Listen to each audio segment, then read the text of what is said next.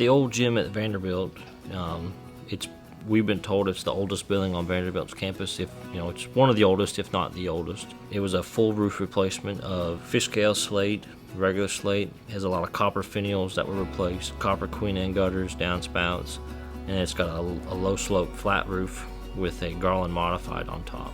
During the first steps of construction of the project, we were tearing off the old slate and found a lot of the old wood slats revs were actually installed by handmade nails from 150, 140 years ago.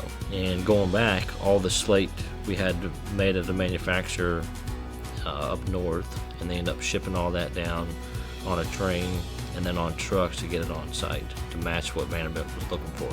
With all the finials and different substrates and different aspects and challenges of being on Vanderbilt's campus with not a lot of access, it was a very complex and very unique project.